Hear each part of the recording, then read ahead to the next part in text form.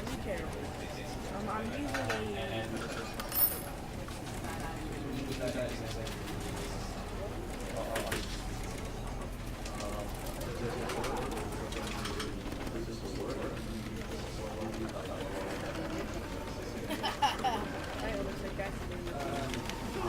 Location. Why is it showing on my screen? Excited.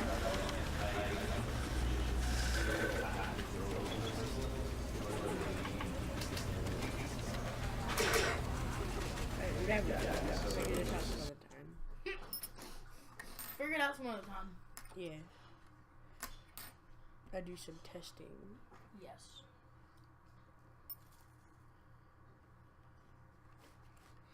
The end is never. The end is loading. It began loading 20 hours later. Still waiting. 3 FPS live. Man, shut up, get out of the video. Yeah. Alright, so if you can tell, I'm here with my cousin CJ. If the camera's working, he's right there. But I don't know how to work it without it showing on my screen.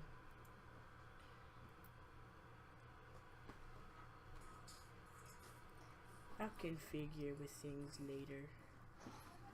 Ah. He did like Jamal. Alright, here we go. This is the story of a man named... Let's skip that. All of his co-workers were gone. What could it mean? Stanley decided to go to the meeting room. Perhaps he had simply missed a memo.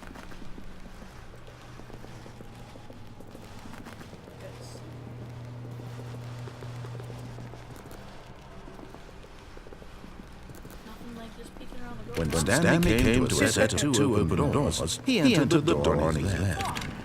Pretty big locker room. Turns around the corner, they go over here. Oh my god. Oh. Yet there was not a single person here either. Feeling a wave of disbelief, Stanley decided to go up to his boss's office, hoping he might find an answer there.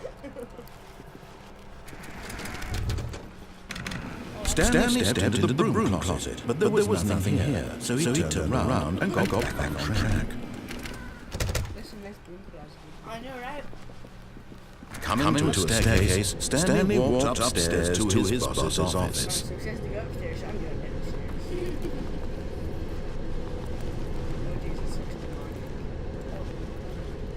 But Stanley just couldn't do it. He considered the possibility of facing his boss, admitting he had left his post during work hours. He might be fired for that. And in such a competitive economy, why had he taken that risk? All because he believed everyone had vanished. His boss would think he was crazy. And then something occurred to Stanley. Maybe, he thought to himself, maybe I am crazy. All of my co-workers blinking mysteriously out of existence in a single moment for no reason at all. None of it made any logical sense. And as Stanley pondered this, he began to make other strange observations. For example, why couldn't he see his feet when he looked down? Why did doors close automatically behind him wherever he went? And for that matter, these rooms were starting to look pretty familiar. Were they simply repeating? No, Stanley said to himself, this is all too strange, this can't be real. And at last, he came to the conclusion that it had been on the tip of his tongue. He just hadn't found the words for it. I'm dreaming! He yelled. This is all a dream! Oh, what a relief Stanley felt to have finally found an answer, an explanation. His co-workers weren't actually gone. He wasn't going to lose his job. He wasn't crazy after all. And he thought to himself, I suppose I'll wake up soon. I'll have to go back to my boring real-life job pushing buttons. I may as well enjoy this while I'm still lucid. So, he imagined himself flying and began to gently float above ground. Then he imagined himself soaring through space on a magical starfield, and it too appeared. It was so much fun, and Stanley marveled that he had still not woken up. How was he remaining so lucid? And then perhaps the strangest question of them all entered Stanley's head. One he was amazed he hadn't asked himself sooner. Why is there a voice in my head dictating everything that I'm doing and thinking? Now the voice was describing itself being considered by Stanley, who found it particularly strange. I'm dreaming about a voice describing me, thinking about how it's describing my thoughts, he thought. And while he thought it all very odd, and wondered if this voice spoke to all people in their dreams, the truth was that, of course, this is not a dream. How could it be? Was Stanley simply deceiving himself? Believing that if he's asleep, he doesn't have to take responsibility for himself? Stanley is as awake right now as he's ever been in his life. Now hearing a voice speak these words was quite a shock to Stanley. After all, he knew for certain, beyond a doubt, that this was in fact a dream. Did the voice not see him float and make the magical stars just a moment ago? How else would the voice explain all that? This voice was a part of himself too. Surely, if he could just... He would prove it. He would prove that he was in control, that this was a dream. So he closed his eyes gently, and he invited himself to wake up. He felt the cool weight of the blanket on his skin, the press of the mattress on his back, the fresh air of a world outside this one. Let me wake up, he thought to himself. I'm through with this dream. I wish it to be over. Let me go back to my job. Let me continue pushing buttons. Please, it's all I want. I want my apartment, and my wife, and my job. All I want is my life exactly the way it's always been. My life is normal. I am normal. Everything will be fine. I am okay.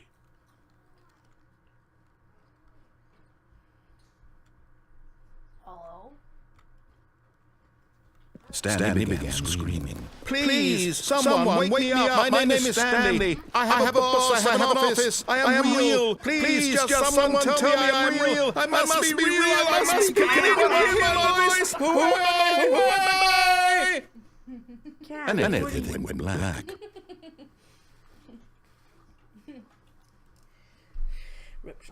This is the story of a woman named Mariella. Mariella woke up on a day like any other. She rose, got dressed, gathered her belongings, and walked to her place of work. But on this particular day, her walk was interrupted by the body of a man who had stumbled through town talking and screaming to himself, and then collapsed dead on the sidewalk. And although she would soon turn to go call for an ambulance, for just a few brief moments, she considered the strange man. He was obviously crazy. This much she knew. Everyone knows what crazy people look like. And in that moment, she thought to herself how lucky she was to be normal. I am sane. I am in control of my mind. I know what is real and what isn't. It was comforting to think this, and in a certain way, seeing this man made her feel better. But then she remembered the meeting she had scheduled for that day. The very important people whose impressions of her would affect her career, and by extension, the rest of her life. She had no time for this, so it was only a moment that she stood there, staring down at the body. And then she turned and ran.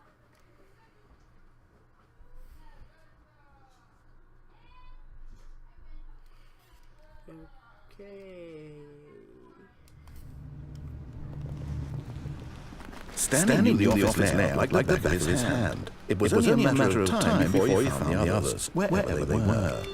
Just a matter of time.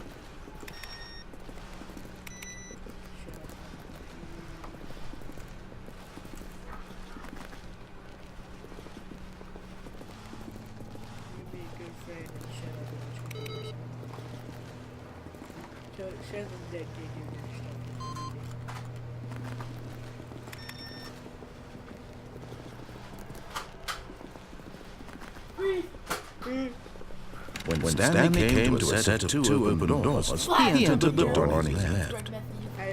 This was not the correct way to the meeting room, and Stanley knew it perfectly well. Perhaps he wanted to stop by the employee lounge first, just to admire it. Yes, truly a room worth admiring. It had really been worth the detour after all, just to spend a few moments here in this immaculate but eager to get back to business. Stanley took the first open door on his left. Stanley was so bad at following directions, it's incredible he wasn't 5 years ago. I'm a dodgy bullets pro. Yeah, that's a good idea. Jumping on CJ, look at this.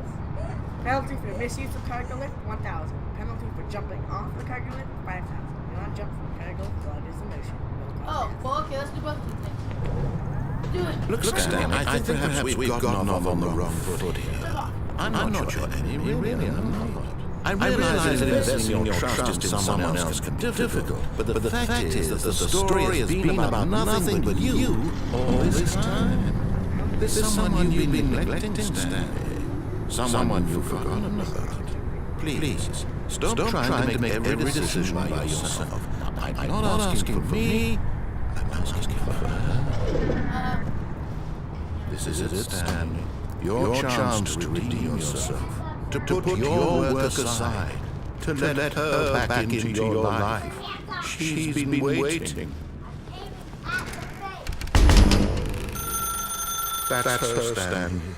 You need to be the one to do this, to reach out to her. If you can truly place your faith in another, then pick up the phone. If I put on non-copyright music, then we're good.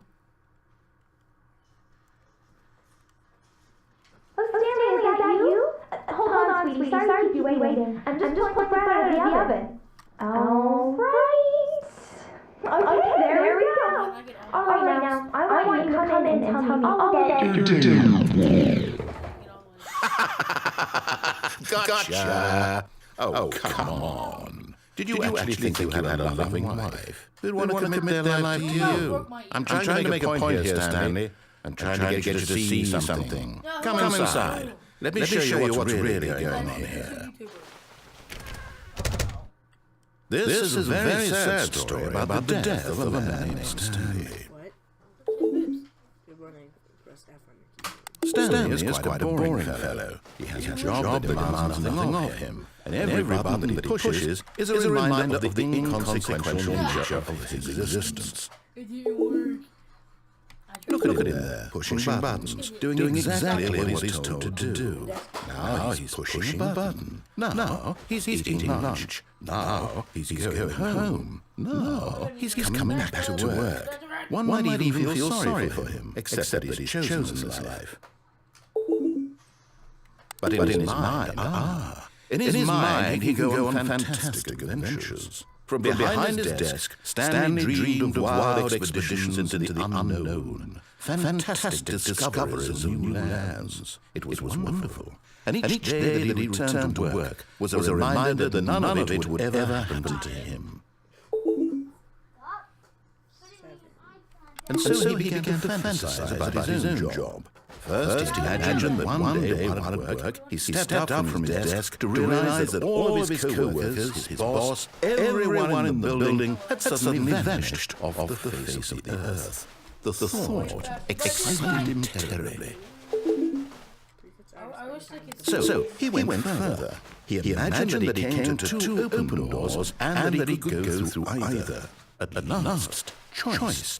It barely even mattered what lay behind each door. The mere thought that his decisions would mean something was almost too wonderful to behold. As he wandered through this fantasy world, he began to fill it with many possible paths and destinations. Down one path lay an enormous round room with monitors and mind controls. And down another was a yellow line that weaved in many directions. And down another was a game with a bay. And he called it the Stanley Parable.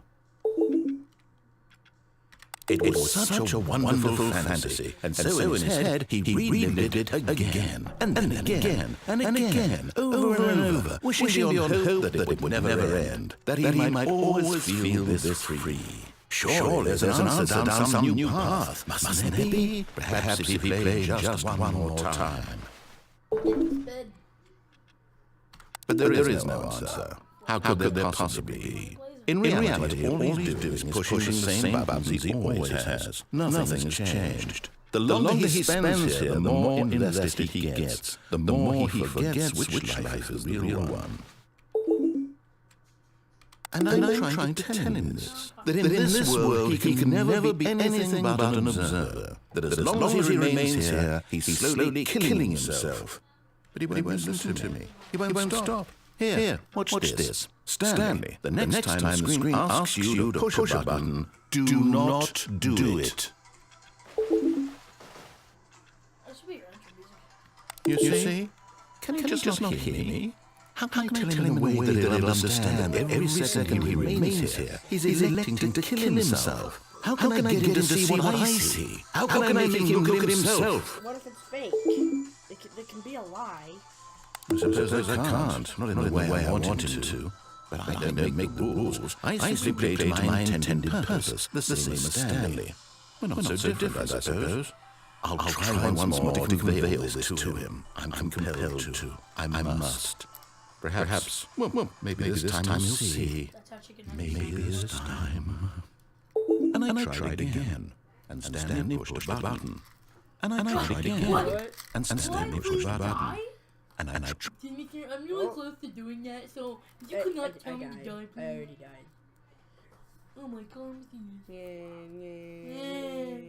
And look, it's Don't my break life. that, please. That is, what the heck? Look at this. Hey Jeff, what did you do to the office today? Paper on the floor. Oh, that's nice. All of his co-workers were gone. What could it mean? Stanley decided to go to the meeting room. Perhaps he had simply missed a memo. No matter how hard Stanley looked, he couldn't find a trace of his co-workers.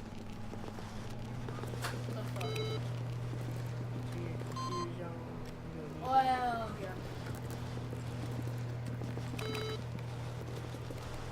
Chicken fried rice.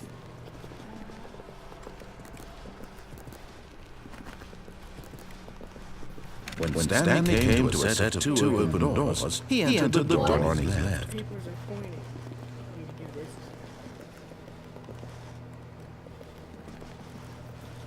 this. This was not the correct way to the meeting room, and Stanley knew it perfectly well. Perhaps he wanted to stop by the employee lounge first, just to admire it. Wow, yes, this room. But eager to get back to business, Stanley took the first open door on his left. Hey, we should jump off. Stanley was so bad at following directions, it's incredible he wasn't 5 years ago. Look, Stanley, I think perhaps we've gotten off on the wrong foot here. I'm not sure, but in his eagerness to prove that he is in control of the story and no one gets to tell him what to do, Stanley leapt from the platform and plunged to his death. Good job, Stanley. Everyone thinks you are very powerful. That's what I thought. So I pull that trigger like, yeah. Alright, papers are gone. Jeff did put it in here. All of his co-workers were... Wait, no. Yeah. This isn't the right office, is it? Is this Stan's office? Who's doing papers?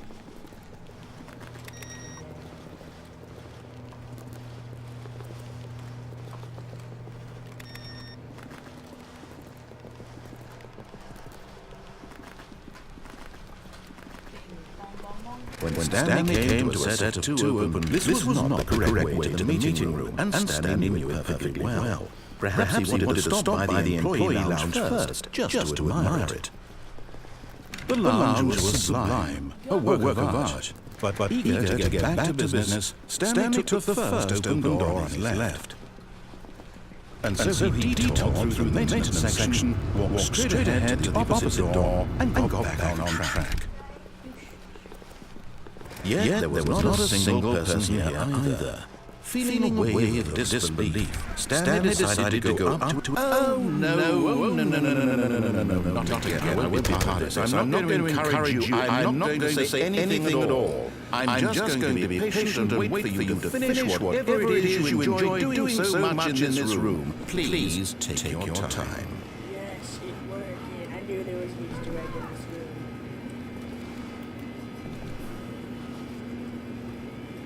CJ, look what I'm doing. Ready? CJ, you ready?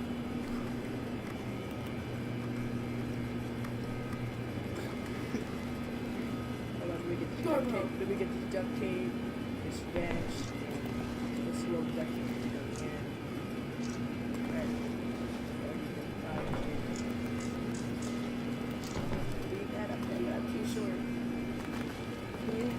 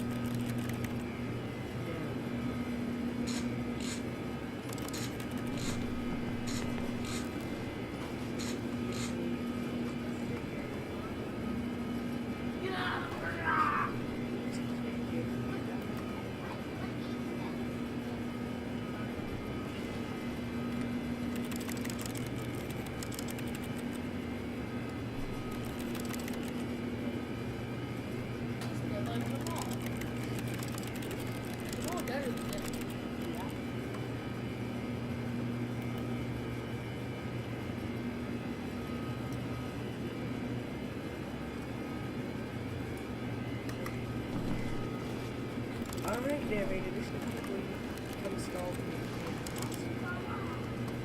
This is the part where you guys drop a like. Yeah. Yeah, you got it right. Yes. This is the part where you guys drop a like. And share with your friends. Smash the subscribe button. I don't mean like smash. Coming to a staircase, Stanley walked upstairs to his boss's office. Smash it. Out the window. Just smash the window. Yeah.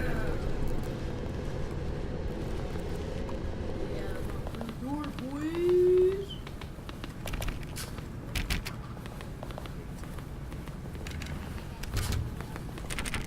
At this time,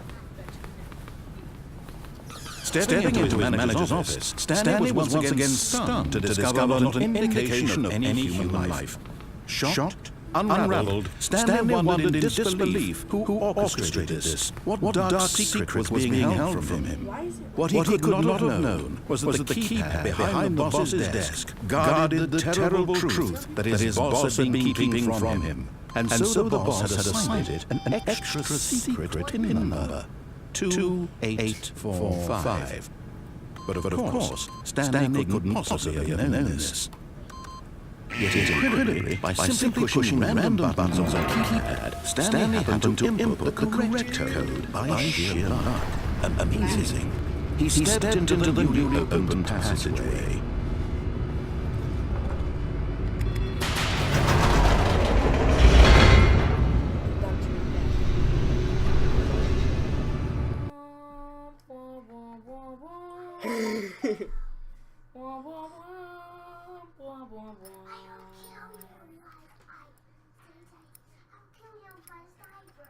yeah, sure. What? He just admitted to wearing diapers. Deep into the building, Stanley realized he felt a bit peculiar. It was a stirring of emotion in his chest, as though he felt more free to think for himself, to question the nature of his job. Why did he feel this now, when for years it had never occurred to him? This question would not go unanswered for long.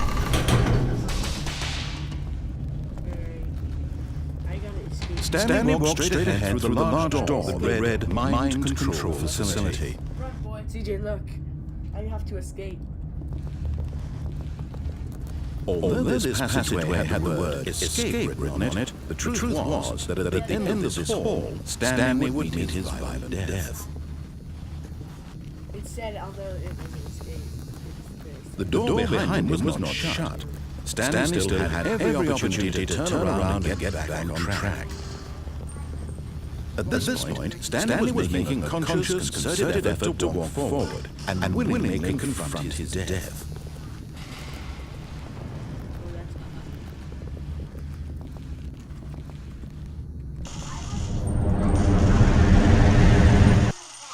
I fell down the hole, CJ. Hurt me.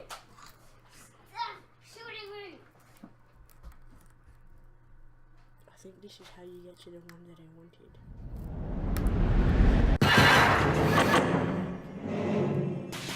Oh no, I'm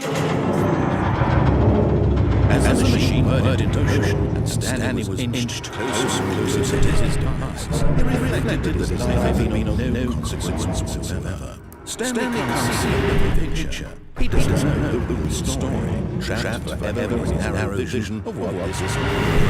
Perhaps his death was a very loss, like plucking eyeballs from a blind man. So he signed and willingly accepted this violent end to his brief and shallow life.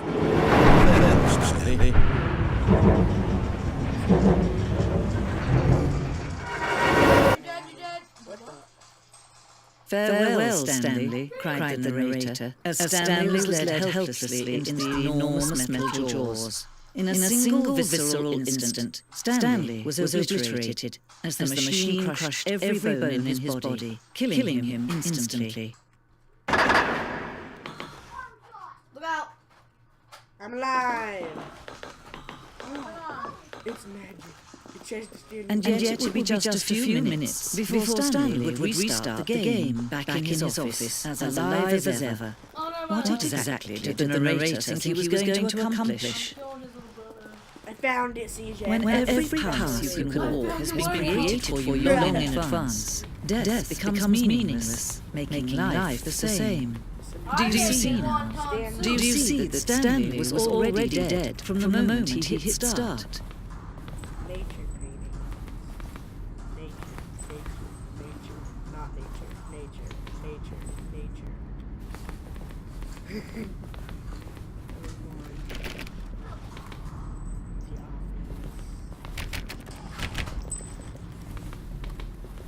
The museum.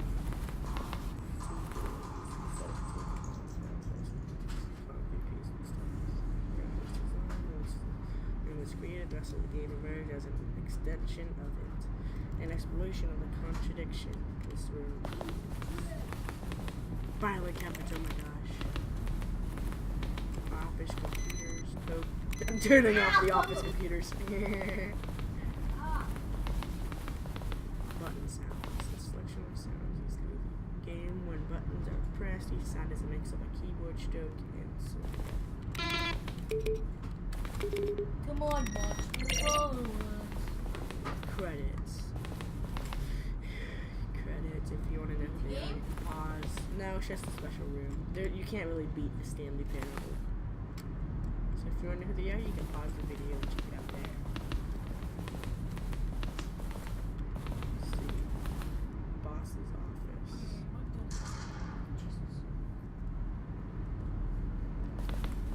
Experience from the development of the boss's office. Office supply, yeah.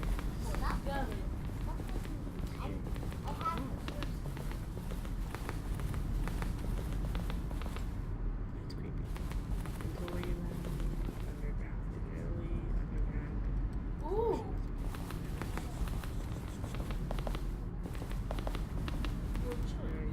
Takes Kevin Brighting, the voice of the narrator, recorded dialogue for the entire game.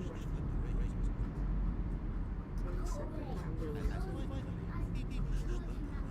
Years of development. This script really takes that original piece of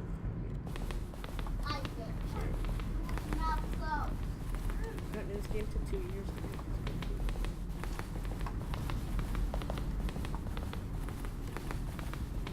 Freedom ending. Huh? Find the endings. Countdown desk. What? Count. Freedom ending. Exit. Monitor. I got my pump action shot. Game design.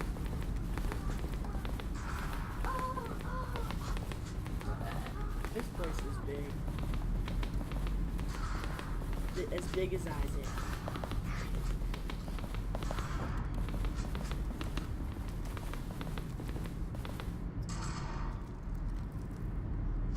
They're like I just took shotgun shots. Not back in her face. What's it gonna do? Oh no! It's a bomb. It's a bomb. Watch this, it's gonna kill you. Oh, it's crap. Oh, worst bomb ever. What? The magic bomb. This is a museum. This is called chicken fried rice. Zending. It's sending the model. It says Zending. Yeah, I know. It's sending you the model. Zending lever. Choose green. Always go for green. Zending. Olivia always says go for gold. No, it's go for green. Go for green. Oh god. Trailers. There's some trailers. We ran out of trailers. Sorry. Trash. The game without escape. Left or right, boy. Choose. Choose right. Yeah, this way. Shush. Don't be singing music while I'm recording. Narrator He's not good at it. That's right. Alright, well, okay, let's leave. Let's go to exit. I'm gonna eat some chicken nuggets. Oh, look at these two. How they wish to destroy one another. How they wish to control one another. How they both wish to be free. Off. Thicket. Can you see? Nailed it. Can you see how much they need one another? Beat No, the game. perhaps not. I'm dead. Sometimes these things cannot be seen. Are you recording? Yeah. Get out of here. But listen to me. You can still save. You can stop the program before they both fail. Push escape and press quit. There's no other way to beat this game. As long as you move forward, you will pick someone else's path. Stop now. Your own true choice. Choose it. Don't let time choose for you. Don't let time. Oh, dead. I would never quit a game. That's a lie. Alrighties. That's the end of that videos. Shut up, you can't be much at all.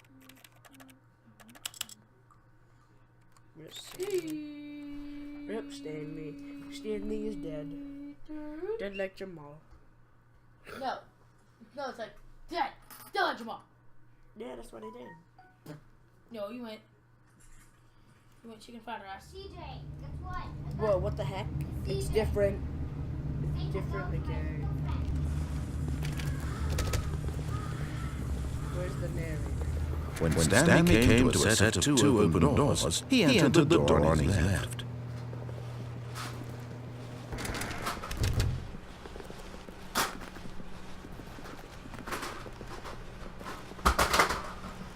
Yet there was not a single person here either. Feeling a wave of disbelief, Stanley decided to go up to his boss's office, hoping he might find an answer there.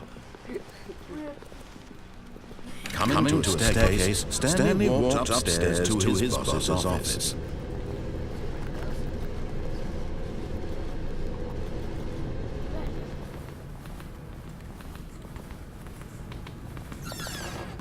Yeah, exactly. Then you have no good. Because the boss knows that what the boss says goes. The bosses suffer. That's what the boss You shoot me, I shoot you in the balls. nature. That's Oh, not wait, nature, that's is that a dead body? Oh. Hello.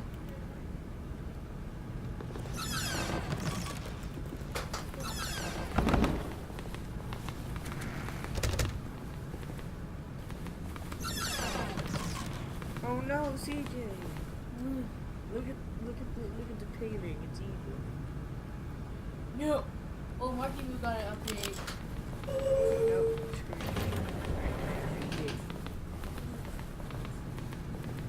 Stepping into his manager's office, Stanley was once again stunned to discover not an indication of any human life. What could it mean? Stanley wondered aloud to nobody. He began wildly tearing through papers on the boss's desk, pulling books off the shelf, looking behind paintings, desperate for clues to his situation. But his attention was caught by a keypad behind the boss's desk. What could its purpose be? In fact, this keypad guarded the terrible secret that lay buried. Stanley was in such a rush to get through the story as quickly as possible, he didn't even have a single minute to just let the narrator talk. That kind of anxiety isn't healthy, so he relaxed for a few moments with some calming new age music. Is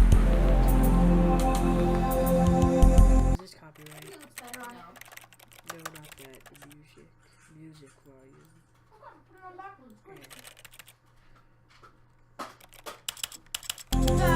No, it stays.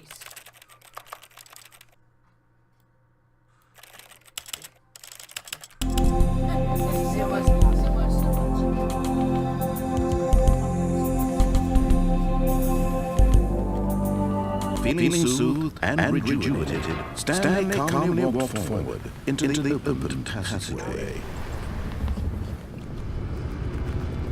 Has to be 30 seconds, doesn't it?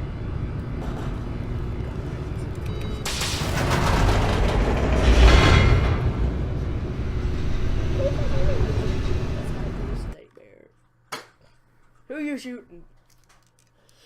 Put that in your mouth and pull the trigger.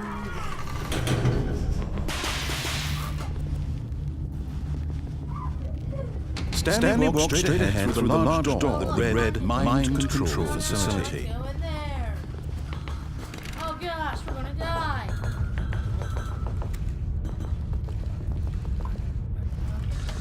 The lights rose on an enormous room packed with television screens. What horrible secret did this place hold? Stanley thought to himself. Did he have the strength to find out?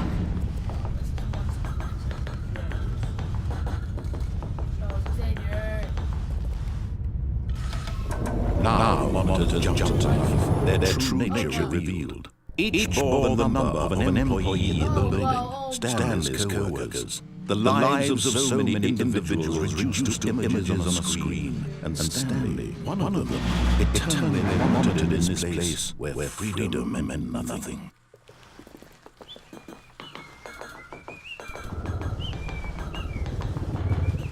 How many cameras you gotta have in that building?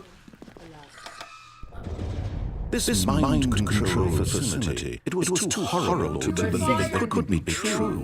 Had Stanley been under someone's control all this time? Was this the only reason he was happy with his boring job? That his emotions had been manipulated to accept it blindly? No, run. No.